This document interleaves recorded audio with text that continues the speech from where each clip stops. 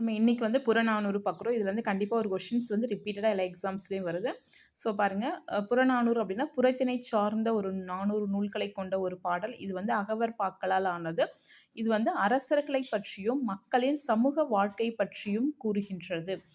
இதுல வந்து நம்ம யார் இப்போ இங்க ஆத்தர் பார்க்குறோம் அப்படின்னா இளம்பெருவழுதி. நிறைய ஆத்தர்ஸ் இருப்பாங்க. இதுல வந்து இளம்பெருவழுதியை வந்து பார்க்குறோம். காமனா வந்து பாண்டிய மன்னர்கள் நிறைய பேர் வந்து பெருவழுதி அப்படின்னு இருந்திருப்பாங்க. அதுல வந்து இவர் வந்து இளமையிலேயே நிறைய பண்புகள் இவர்கிட்ட இருந்ததுனால இளம் பெருவழுதி அப்படின்னு சொல்லிட்டு சிறப்பா அழைச்சிருக்காங்க. இவர் வந்து கடல்ல வந்து டிராவல் பண்ணும்போது இறந்திருப்பாரு. ஸோ கடலுள் மாய்த்த இளம் பெருவழுதி அப்படின்ற மாதிரி இவரை நம்ம வந்து அழைக்கிறோம்.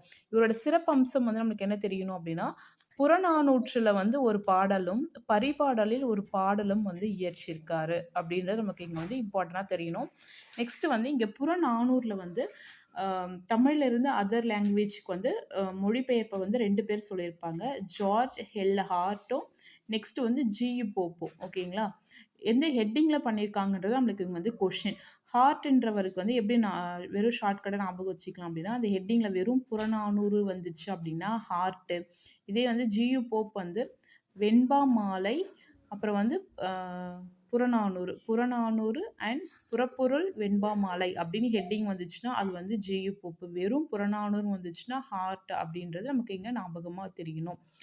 நெக்ஸ்ட்டு இந்த புறநானூரை வந்து பார்த்திங்க அப்படின்னா அச்சிட்டவர், முதலில் வந்து அச்சிட்டவர் வந்து காமனாக வந்து ஊவேசா தான் எல்லாத்துலேயும் வருவாங்க. ஸோ அதே ஊவேசா தான் இங்கேயும் வராரு. எந்த வருஷம்ன்றது பார்க்கணும். இங்கே 1894 வந்து வெளியிட்டிருக்காரு.